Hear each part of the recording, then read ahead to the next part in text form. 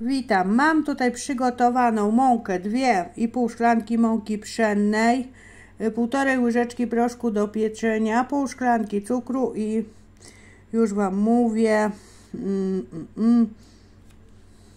pół szklanki kaszy mannej, 2 całe jajka, 1 aromat u mnie rumowy, 2 łyżki kwaśnej śmietany i 200 g margaryny lub masła. Sobie teraz dałam wszystkie składniki do miski i zagniotę z tego po prostu kruche ciasto. Ciasto już mam zagniecione, fajne, mięciutkie. Za chwilę wstawię je na chociaż pół godzinki do lodówki i widzimy się za chwileczkę.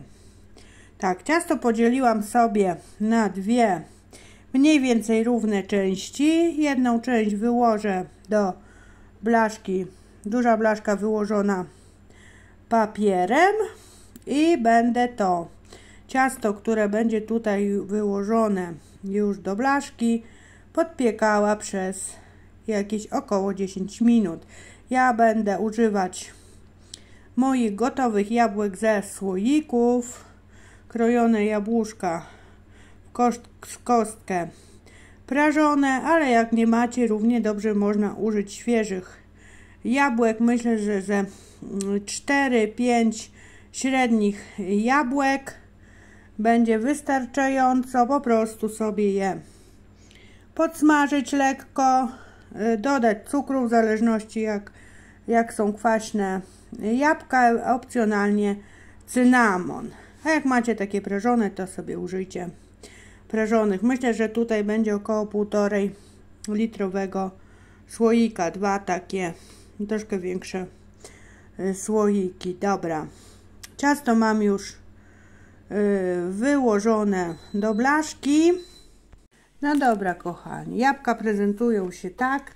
Piekarnik się nagrzewa w 180 stopniach.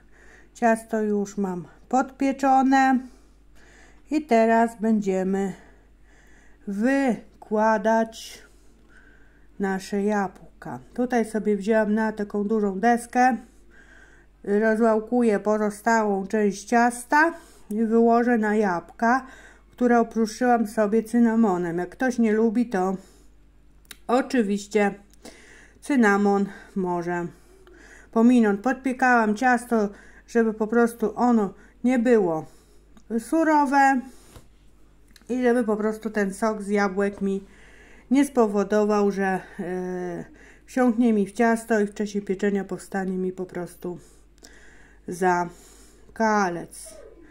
No to cóż, wykładam zaraz to ciasto. Rozwałkowałam w miarę. Udało mi się już fajnie je położyć na wierzch i tak wygląda już po upieczeniu. Piekło się 45 minut w 200 stopniach w nagrzanym piekarniku. Jak widzicie, mam tutaj pomocnika. Posypiemy sobie cukrem, pudrem ten jabłecznik i niech sobie tak stoi i stygnie. I potem oczywiście widzimy się przy próbowaniu, jak on będzie smakował. W sumie jestem ciekawa. Myślę, że jabłecznik każdy lubi, bo jest to dosyć fajne i proste ciasto. Także kochani, oczywiście postaram się, żeby przepis do wydruku był na bieżąco w opisie, czyli link do smakera, gdzie znajdziecie przepis. Tak wygląda ciasto po zdjęciu boku właśnie blaszki. Nawet dosyć fajnie wyrosło i na talerzyku prezentuje się tak. Musiałam poczekać, aż wystygnie. No i cóż, pora spróbować, jak smakuje, jak to mówię zawsze. Czy polecam, czy nie polecam. Powiem Wam tak, bardzo fajne, nie za słodkie.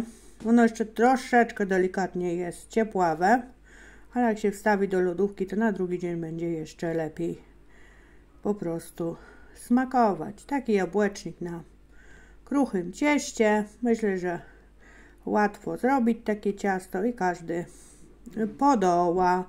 Także cóż, kochani, oczywiście przepis polecam. Zapraszam na inne przepisy, na ciasta i nie tylko. I oczywiście przepis w opisie. A ja się żegnam i do usłyszenia. Pa!